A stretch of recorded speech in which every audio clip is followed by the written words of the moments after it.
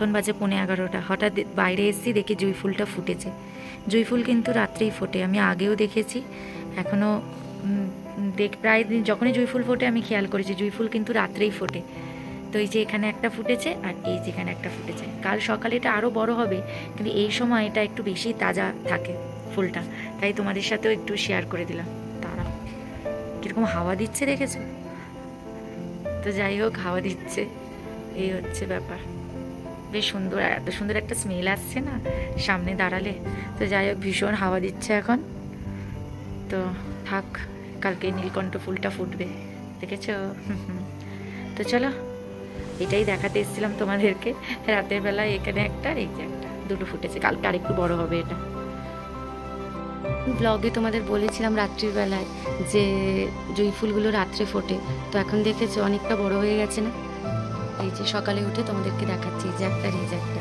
বেশ সুন্দর, কিন্তু এত সুন্দর লাগে না? সাদা ফুল যেন আরও ভালো লাগে দেখতে।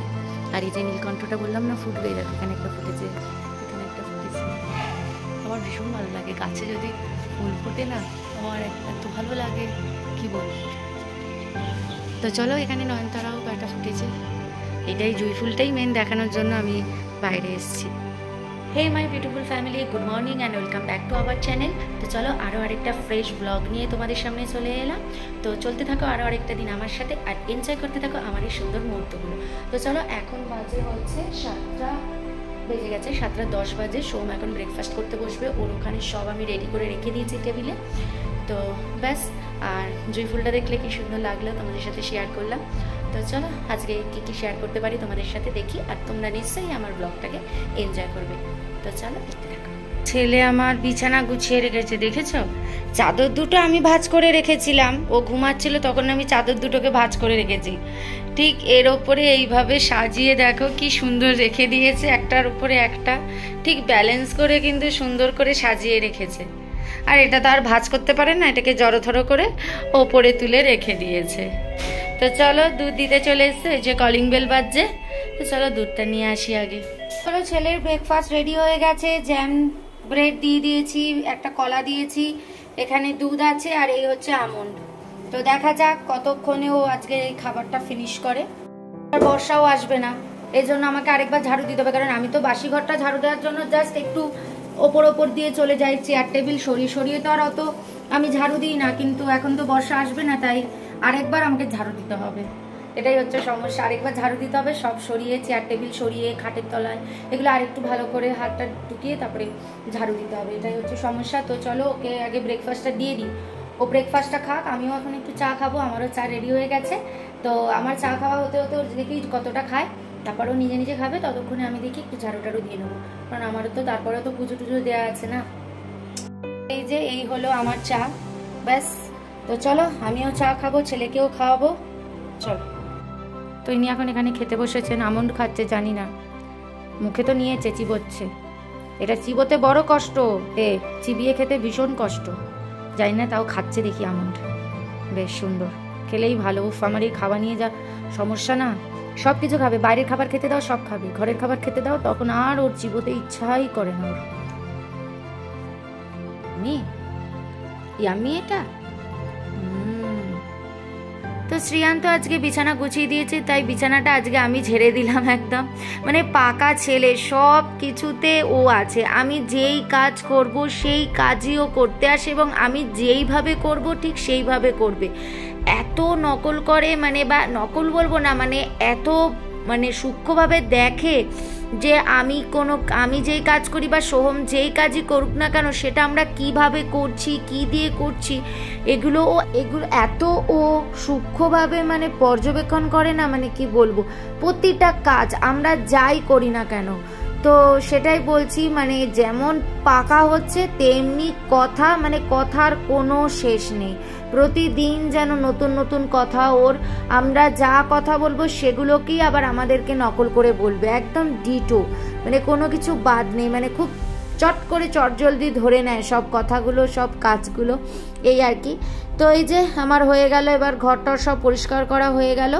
এইবারে আমার চা পাতা শেষ হয়ে গেছে, তো লাস্ট যা চা পাতা ছিল সেটা দিয়ে আমি আমার চা করে নিলাম, তাই নতুন প্যাকেট কেটে এবার চা পাতা ঢেলে নিলাম। তো চলো। এইবারে হচ্ছে বাসন মাজবো, দেখেছো এই যে সব বাসন ভরে গেছে, তোমাদেরকে রোজ দেখাই আমার প্রতিটা ভাগে ভাগে যা বাসন বেরোয় আমি সব মেজে, তো বাসনগুলো মেজে নেব, নিয়ে তারপরে ছেলেকে স্নান করিয়ে আমি স্নান করব, করে পুজো দেবো, দিয়ে তারপরে রান্নায় আসবো। ব্যাস এটুকু ইনফরমেশান তোমাদেরকে দিয়ে দিলাম। খেপে খেপে আমি কখন কি করছি, কিভাবে করি সেগুলোই তোমাদের সাথে শেয়ার করি, কিন্তু সবসময় তো আর দেখানো হয় না, মানে একদম পুরো ডিটেলসে, তাই বলে দিলাম। ছেলে ব্রেকফাস্ট হয়ে গেছে, এবারে বাসনগুলো মাজবো, মেজে ছেলেকে স্নান করাবো, আমি স্নান করব, পুজো দেবো, তারপরে রান্নায় আসবো। তো চলো আজকে করব পটলের তরকারি। তো পটলটা না আমার ভীষণ ভালো লাগে, জানি না পটল অনেকের নাকি পছন্দ নয়, আমার কিন্তু পটল না ভীষণ ভালো লাগে, জানি না কেন, খুব ভালো লাগে। আর এখানে পটল হচ্ছে 120 টাকা, 200 টাকা অবধি যায়, তো আস্তে আস্তে কমতে কমতে এখন এসছে পটল 120 টাকায়।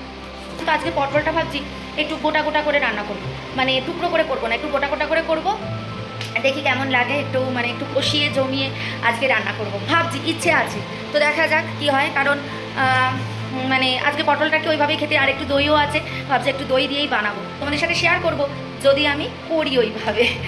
ঠিক আছে, তো চলো আর বেশি কথা বলবো না, কাজগুলো সব সেরে নিয়ে আবার আসছি পরে। ওই জুসের গ্লাসে ও নাকি দুধ খাবে, কাউকে দেখেছো এরকম জুসের গ্লাসে দুধ খেতে? বলছে মাম্মা আমাকে জুসের গ্লাস দাও, আমি ওটাই দুধ খাবো।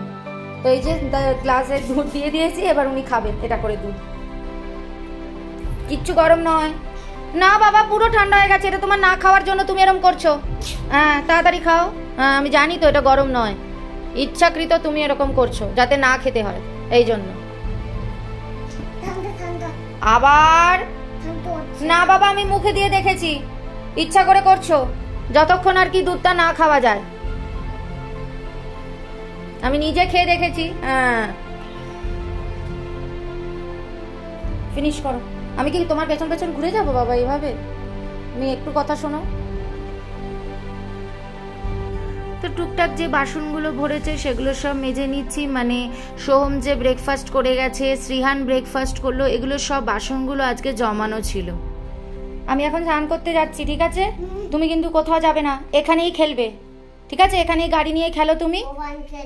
আমি হ্যাঁ মোবাইল দেখবে না, তুমি গাড়ি নিয়ে খেলো, আমি চট করে স্নান করে চলে আসছি, ঠিক আছে? শ্রীহানের স্নান হয়ে গেছে তো, শ্রীহানের স্নান হয়ে গেছে, এবার মাম্মা স্নান করবে, ঠিক আছে? কোথাও যাবে না, এখানে চুপচাপ খেলবে, আমি চট করে স্নান করে আসছি। কিন্তু এই গাছ থেকে ফুল পেড়ে নিয়ে এসেছি, গাছের ফুল দিয়ে পুজো দিতে কিন্তু বেশ ভালো লাগে। দেখো নীলকণ্ঠ ফুলগুলো, আমার কাছে নীলকণ্ঠ ফুলগুলো না বেশ বড় বড় হয়, আর একই তো গাছ না, আমি বীজগুলোকে রেখে দিই, ওগুলো আবার মাটিতে পুঁতে দিই, আবার ওগুলোই হয়, তো এর জন্য বেশ বড় বড় হয় নীলকণ্ঠ ফুলগুলো, একই টাইপের হয়। আর এই যে নয়নতারা জুঁই ফুল তুলে নিয়ে এসেছি, আর এটা তো আমার কয়েকটা কেনা ফুল ছিল, ব্যাস আজকে এই দিয়েই পুজো দেবো। তো এই যে আমার পুজো কমপ্লিট একদম, ফুল দিয়ে ঠাকুরকে সাজাতে কিন্তু ভীষণ ভালো লাগে। তো দেখো গাছের ফুল, কেনা ফুল, সব ফুল দিয়ে ঠাকুরকে সাজিয়েছি।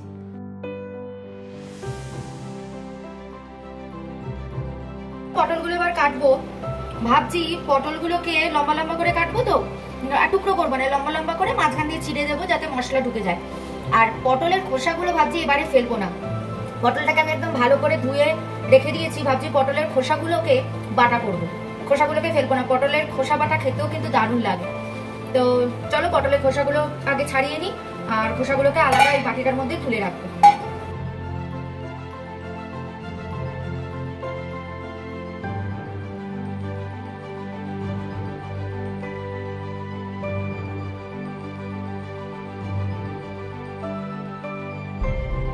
পটলের খোসা ছাড়ানো সব শেষ, খোসাগুলোকে বাটিতে রেখে দিয়েছি।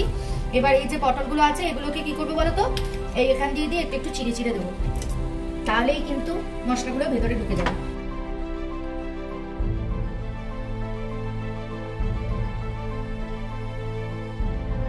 তেল গরম হয়ে গেছে, দেখতেই পাচ্ছ ফটফট করে ফুটছে, তো আমি পটলগুলো এবার দিয়ে দেবো, পটলগুলোকে আগে ভাজা করে নেবো।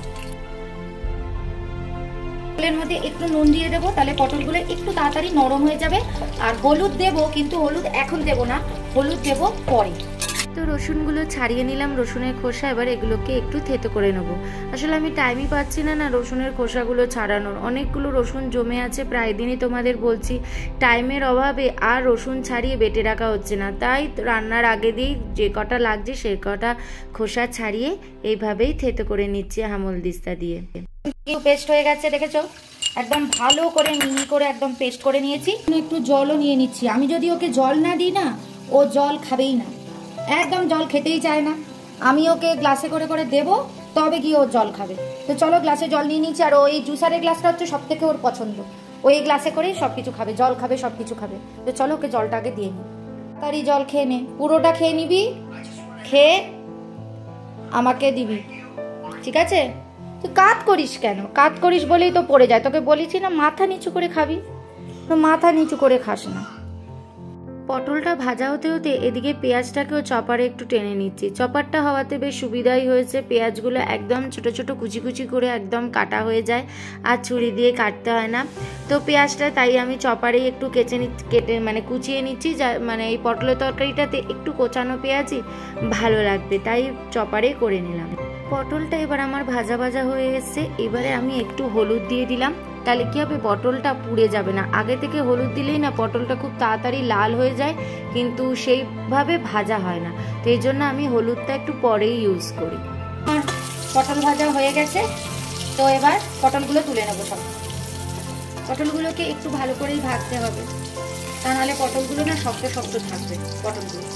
পটল ভাজা যেই তেলটা রয়ে যাবে, সেই তেলের সাথেই একটুখানি তেল অ্যাড করে নেব, করে এর মধ্যে দিয়ে দেব গোটা জিরে আর শুকনো লঙ্কা ফোড়ন। আর যদি তেল বেশি থাকে তাহলে আর তেল অ্যাড করতে হবে না। তো গোটা জিরে আর শুকনো লঙ্কাটাকে একটু ভালো করে ভেজে নিতে হবে। তারপরে এর মধ্যে অ্যাড করে দেবো পেঁয়াজ কুচি, যে পেঁয়াজগুলো কুচিয়ে রেখেছিলাম সেটাকে অ্যাড করে দেবো। এবার পেঁয়াজটাকে এবার একটু ভালো করে ভেজে নিতে হবে। পেঁয়াজটা ভাজা ভাজা হলে একটু তারপরে আলুগুলো অ্যাড করে দেবো। আলুগুলোকে দেখো আমি এরকম লম্বা লম্বা করে কেটেছি, কারণ পটলের সাথে মেলানোর জন্য। পটলগুলো যেহেতু গোটা রেখেছি তাই আলুগুলোকে একটু লম্বা লম্বা করে কেটেছি। তো আলুগুলোকে এবার পেঁয়াজের সাথে ভালো করে মিশিয়ে একটু ভেজে নেব। পেঁয়াজ আলুটা একটু ভাজা ভাজা হলেই এর মধ্যে আমি অ্যাড করে দেবো আদা বাটা, লঙ্কা বাটা, রসুন বাটা। ব্যাস, এইটাকে ভালো করে ভাজতে হবে যাতে এর কাঁচা গন্ধটা চলে যায়। সব ভাজা হয়ে যাবার পরে এবার আমি এর মধ্যে অ্যাড করে দেবো মশলা। মশলাটা আমি টক দইয়ের মধ্যে হলুদ গুঁড়ো, জিরে গুঁড়ো, ধনে গুঁড়ো আর কাশ্মীরি লঙ্কার গুঁড়ো দইয়ের মধ্যে ভালো করে ফেটিয়ে নিয়েছি, ওটাই আমি একসাথে দিয়ে দেব। দিয়ে এবার এটাকে কষাবো। আলুর সাথে মশলাটা ভালো করে নাড়াচাড়া করে এর মধ্যে আমি এবার পটলগুলো অ্যাড করে দেবো। তাহলে কি হবে, পটলের মধ্যেও মশলাগুলো ঢুকে যাবে। মশলাটা কষতে কষতে পটলের মধ্যেও ঢুকে যাবে, তাই পটলটাও আমি অ্যাড করে দেবো। মশলা কষে গেছে, এবার এর মধ্যে দিয়ে দেবো জল। জল তো দিতেই হবে, একটু তো গ্রেভি করতেই হবে, তো তাই গ্রেভির জন্য দিয়ে দিলাম অল্প জল। যার যেরকম ইচ্ছে সে সেরকম জল দিতে পারো, কোনো অসুবিধা নেই। পটলের মধ্যে জল দিয়ে এসে দেখি ছেলে এখানে গাড়ি সাজিয়ে খেলছে। আমি প্রতিটা সময় তোমাদের সাথে শেয়ার করি, কারণ আমার খুব ভালো লাগে ওর এই গাড়ি সাজানোগুলো, তাই তোমাদের সাথে শেয়ার করি। সে যেরকম খুশিভাবে সাজাক, কিন্তু একটা সিস্টেমেটিক্যালি সাজায়, মানে যে আতাভাবে দাঁড় করিয়ে রেখে দেয় না। সেটা তোমরা নিজেরাও মানে দেখেও বুঝতে পারো, তাই তোমাদের সাথে একটু ছোট্ট করে শেয়ার করে দিলাম। তো এই যে পটলের তরকারি কিন্তু একদম রেডি হয়ে গেছে, দেখতেই পাচ্ছ টকবক করে ফুটছে একদম। তো খেতেও কিন্তু বেশ টেস্ট হয়েছে, কারণ টক দিয়ে করেছি তো একটু টকটকও হয়েছে। তো এইবার নামানোর আগে এখানে দিয়ে দেবো একটু কসুরি মেথি, তাহলে এর স্মেলটা কিন্তু খুব সুন্দর হয়। আর কসুরি মেথি একদম লাস্টেই দিতে হয়, নামানোর আগে। তো চলো কসুরি মেথিটা দিয়ে এবার নামিয়ে নেবো। এবারে হচ্ছে পটলের খোসাটা বেটে নেবো। দেখো একটা সবজি দিয়ে দুটো রেসিপি হয়ে যাচ্ছে, বেশ ভালো লাগছে না? একটা সবজি দিয়ে দুটো রেসিপি। তো চলো পটলটা এবার বেটে নিই তাহলে। আমার না যে কোনো বাটা খেতেই না ভীষণ ভালো লাগে। পটলের খোসা বাটা ভালো লাগে, তারপরে ওই তোমার আরো অনেক কিছু বাটা, যে কোনো বাটাই বলো, কচু বাটা, এগুলো সব যে কোনো বাটাই না আমার ভীষণ ভালো লাগে খেতে। বেশ, তো চলো আগে কি হচ্ছে বাবা, এসে গেছে ছেলে, কোনো জায়গায় তর্স নেই। তো চলো এবার এর মধ্যে একটু রসুন দিয়ে দেবো আর কাঁচা লঙ্কা দেবো। এই রসুন দিয়ে দিলাম, বেশি রসুন লাগে না, রসুন দিয়ে দিয়েছি। এবার কাঁচা লঙ্কা দেবো। তো চলো এই লঙ্কা দুটো দিয়ে দিচ্ছি এর মধ্যে। এবার এটাকে পেস্ট করে নেবো।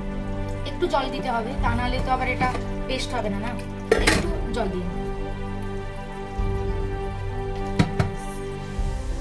মিক্সিতে পেস্ট করব। ঠিক চলে এসছে, দেখেছো? নিজেই ওই গোলটা মানে সুইচটাকে অন করবে আর অফ করবে, মানে প্রতিটা কাজে ওকে থাকতেই হবে, মানে বড়দের প্রতিটা কাজে। পেস্ট কিন্তু একদম রেডি হয়ে গেছে। এবার খালি কড়াইতে কালো জিরে ফোড়ন দেব, দিয়ে ব্যাস এটাকে দিয়ে দেবো, আর একটু নুন দেবো, দিয়ে এটাকে একটু টানিয়ে নেবো। এই যে একটু জল দিতে হয়েছে কারণ নালে তো পেস্ট হচ্ছিল না, তো ব্যাস জলটা দিয়ে টেনে একটু ভাজা ভাজা হবে, ব্যাস নামিয়ে নেবো। তো কড়াইতে সর্ষের তেল দিয়ে দিলাম, সর্ষের তেল দিয়ে এর মধ্যে দিয়ে দিলাম কালো জিরে। তো কালো জিরেটাকে একটু ভাজা ভাজা করতে হবে। এবার পটলের খোসা বাটাটাকে দিয়ে দেবো। হ্যাঁ, একটু জল আছে বলে একটু তেল ছেটাবে, তো কিছুই না, এসব রান্না করতে গেলে হয়েই থাকে। তো চলো এবার এটাকে একটু ভাজা ভাজা করে নিই, মানে জলটাকে এবার টানিয়ে নিতে হবে। সামান্য একটু হলুদ দিতে হবে এর মধ্যে, বেশি না, অল্প হলুদ দিতে হবে। তো দেখো আমার জল টেনে গেছে, কিরকম ভাজা ভাজা হয়ে গেছে দেখেছো। ব্যাস এইটুকুই করতে হবে, আর কিচ্ছু করতে হবে না। এবার আমি খালি একটুখানি পোস্ত অ্যাড করে দেবো নামানোর আগে, শুকনো পোস্ত। তোমাদের নুনটা বলতে ভুলে গেছিলাম, প্রথমে যখন পটলের খোসা বাটাটা কড়াইতে দেবে তখনই আমি ওর মধ্যে নুন দিয়ে দিয়েছিলাম। তো চলো এবার এই যে পোস্তগুলো ছড়িয়ে দিলাম, দেখেছো শুকনো পোস্ত ওপর থেকে ছড়িয়ে দিয়ে একটু নাড়াচাড়া করবো, ব্যাস করে এবার নামিয়ে দেবো। কারণ পোস্ত তো বেশি ভাজতে নেই, তাহলে পুড়ে যায়, এজন্যই পোস্তটা লাস্টে দিলাম, দিয়ে এবার এটাকে নামিয়ে দেবো। রান্না বান্না সব একদম কমপ্লিট হয়ে গেছে, পুরোটা রান্নাটা তোমাদের সাথে শেয়ার করলাম। জানিও রান্নাটা কেমন হয়েছে, তোমরাও ট্রাই করে দেখতে পারো। এগুলো না আমি নিজের মতো করেই বানিয়ে নিই, ওই সবসময় এত ইউটিউবে রেসিপি দেখে আমি করি না, কিছুটা নিজের মতো করেও বানিয়ে নিই। মনে হয় যে এইভাবে করে দেখি কেমন লাগে, এই আর কি। তো চলো এখন রান্না শেষ হয়ে গেছে, ওভেনটা এখন ঠান্ডা হতে একটু টাইম লাগবে। আর রান্নার মাঝে মাঝে আমি কিন্তু আজকে বাসনগুলো মেজে নিয়েছিলাম, এই জন্য সেগুলো আর তোমাদের সাথে শেয়ার করা হয়নি। এখন এই যে কড়াইটা ভরেছে, এই সবে কড়াইটা ভরলো, ওই কড়াইটা এখন ধোবো, ব্যাস এই কাজ। আর ওভেনটা ততক্ষণে ঠান্ডা হোক, ছেলেকে খাইয়ে নেবো, গোপালকে খেতে দেবো, ছেলেকে খাওয়াবো, খাইয়ে ওভেনটা মুছে আমি খেয়ে নেবো। তো চলো আবার দেখা হচ্ছে তোমাদের সাথে একটু পরে। আয় বাবা মোজা পরে আসছে, তুই জুতোটা তো পর। আয় শ্রীহান, আয়, এই তো এখানে আয়, তোকে জুতো পরাই, বাবা এক্ষুনি চলে আসবে। আয়, এখন সাইকেল চালাতে যাবে, ওর বাবা হাঁটবে, সোম হাঁটবে, আর ও এখন সাইকেল চালাবে। এই জন্য বলছি ওর বাবাকে না নিয়েও আসবে না, ওর বাবা আসবে তারপরে ওখান থেকে আসবে। এই যে বাবা চলে এলো, কিন্তু হাওয়া পর্দা উঠছে ওইখানে দেখতে গেছে।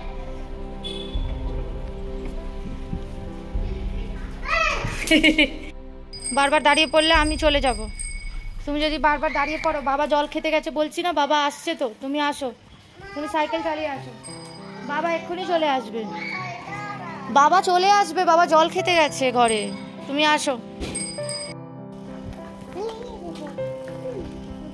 স্টাইল বাজ খালি ওর, হ্যাঁ, এক হাতে সাইকেল এক হাতে ফোন।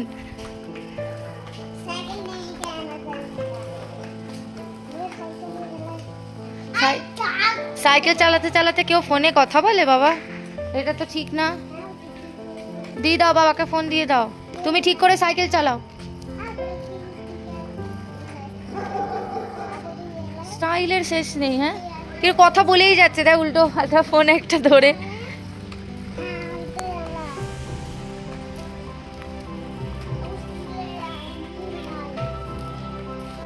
দুপুরবেলায় তোমাদেরকে বললাম যে একটু পরে আসবো বলে, আর তোমাদের সামনে আসা হয়নি। আসলে এত কাজ টাজ করে না, তারপরে না আর ভালো লাগে না, তখন মনে হয় জানো যে না গিয়ে একটুখানি শুয়ে পড়ি।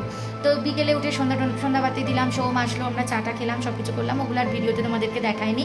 তারপরে ওই তো দেখতেই পেলে ছেলেকে নিয়ে সাইকেল চালাতে গেলাম, সোম হাঁটছিল, আর ছেলেকেও সাইকেল চালালাম। তো এখন ঘরে চলে এসেছি, এখন আটা মাখা হবে। আটা মানে সৌমি আটা মাখবে, তো ওকে এখন আটার মাখাটা একটু রেডি করে দিই। তো এই যে সোমকে আটাটা রেডি করে দিলাম, আর এই যে মগে জলও দিয়ে দিলাম।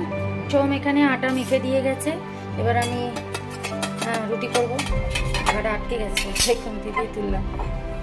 তো চলো এই যে আটা মাখা আছে, বাবা তো তোলাই যায়। তো চলো এই যে আটা মেখে দিয়ে গেছে, এবার চলো রুটিটা বানিয়ে নিই এবার। তো এই যে আমার গোল্লা নেওয়া হয়ে গেছে, আমার সৌমের ছেলে। তো চলো এবার রুটিগুলো বেলে চটপট রুটিগুলো বানিয়ে নিই। একদম ভিডিওর এন্ডে চলে এসেছি, আমাদের খাওয়া দাওয়া শেষ, পুরো সব কমপ্লিট, কিচেন একদম নিট অ্যান্ড ক্লিন হয়ে গেছে। এদিকে দেখো বাসন সব ধুয়ে এখানে উপর করে রেখে দিয়েছি, কালকে সকালে তুলে নেবো, জল ঝরে যাবে। তো চলো রান্নাঘরের সব কাজ শেষ, সেখানে খেলনাগুলো দেখেছো তো, এগুলো তোলার দায়িত্ব সোহমের। সোহম ওখানে ওই ঘরে অফিসে কাজ করছে, দরজা বন্ধ করে রেখেছে, ছেলের ভয়তে ল্যাপটপ ধরবে কি। তো সোহম যখন কাজ করে শুতে আসবে তখন ও বলেছে এগুলোকে তুলে নেবে, সব এই গাড়িগুলোকে সব তুলে দেবে। তো চলো আমার সব হয়ে গেছে, এবার ছেলেকে নিয়ে ঘুম পাড়াতে যাবো, যে ছেলে ওখানে লাইন ট্রেন নিয়ে খেলছে। তো চলো তাহলে ভিডিওটা এখানেই এন্ড করছি। যদি ভিডিওটা ভালো লেগে থাকে তাহলে অবশ্যই লাইক কমেন্ট শেয়ার করে দিও, আর সাবস্ক্রাইব করে এই ছোট্ট চ্যানেলটার পাশে থেকো। তো চলো আবার দেখা হচ্ছে নেক্সট ডে নেক্সট ব্লগে একটা নতুন ফ্রেশ ব্লগ নিয়ে। তো চলো ততক্ষণের জন্য বাই, ভালো থেকো, সুস্থ থেকো।